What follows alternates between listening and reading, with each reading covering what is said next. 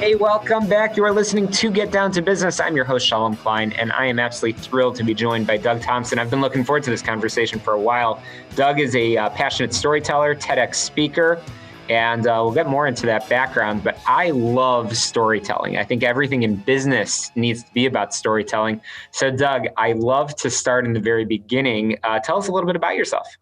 Sure. In my day job, I'm a sales nerd, which involves a lot of storytelling. Right now we get to sort of explain how all these ones and zeros actually solve business problems.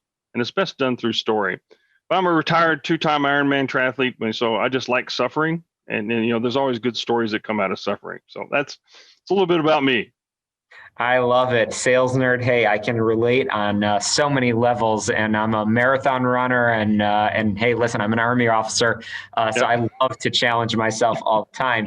So, storytelling. What does storytelling mean, especially to professionals that might be tuning in tonight? How can people sort of take that style and turn it into, call it substance? And I guess you do this every day in sales.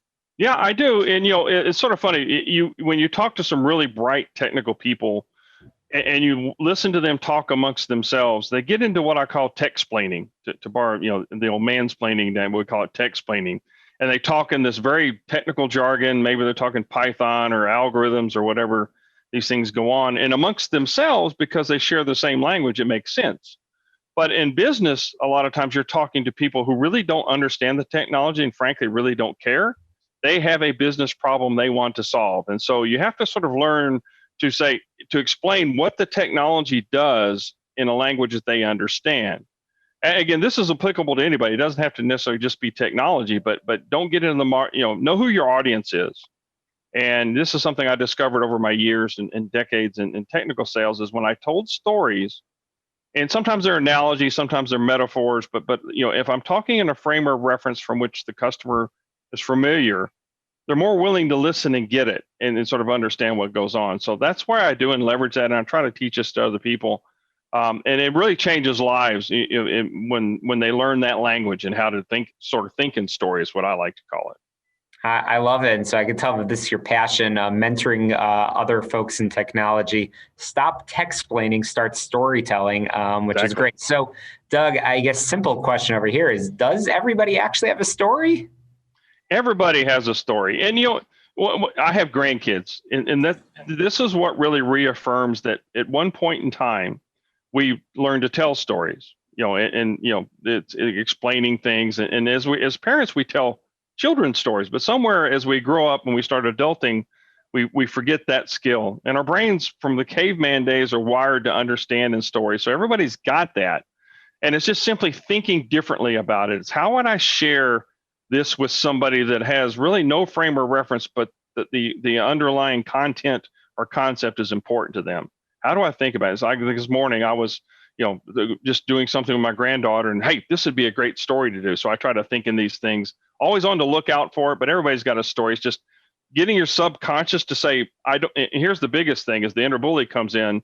And this is what my TED Talk was about, and says, you're not remarkable. You have no story. And Scott, when I was talking to you, I said, good Lord, you got like 80 stories that went on. It was just so powerful, and you embraced them so well and told them it was great.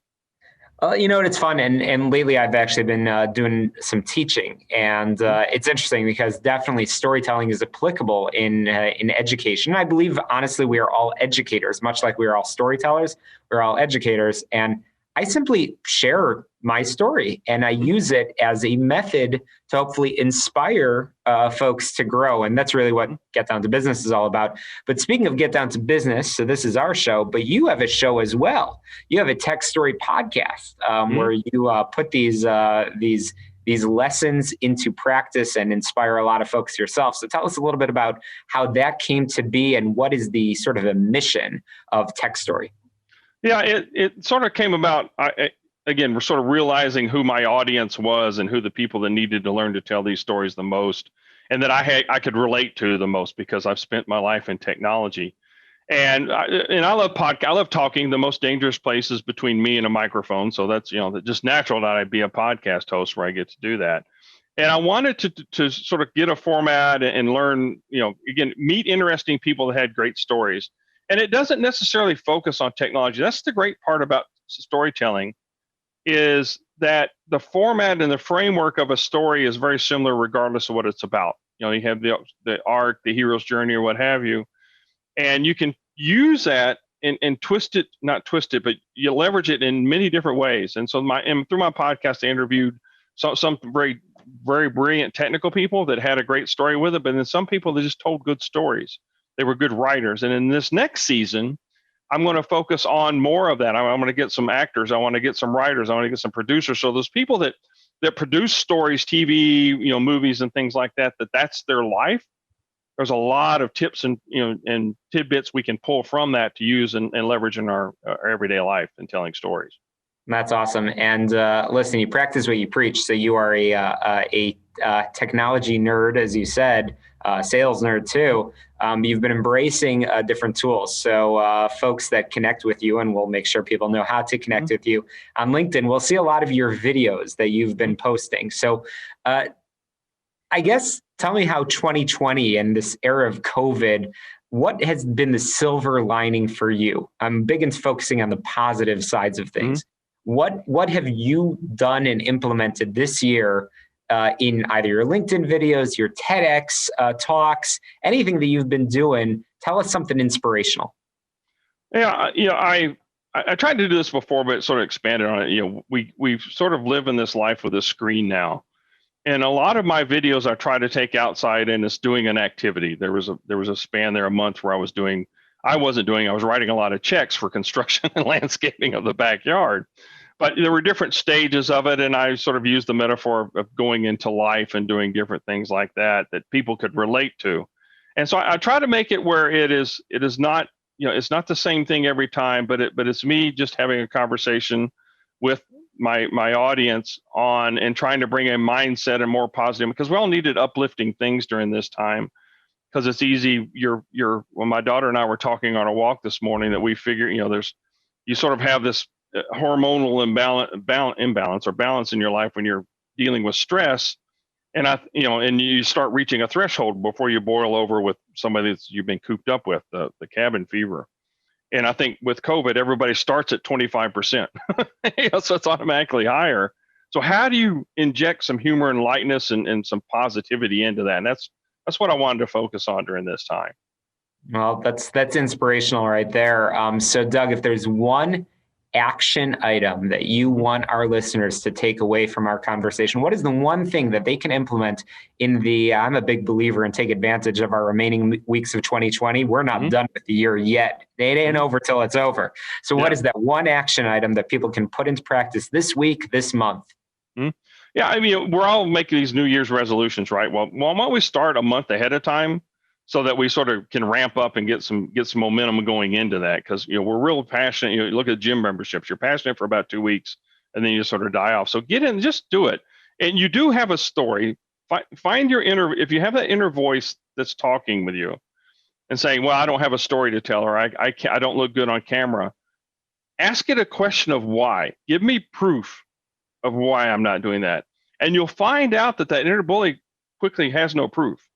It just he starts just calling you names and doing other things like that, but there's no proof. If you question that and then just get out there and do it, nobody's died from doing a video. Nobody's died from doing these other things.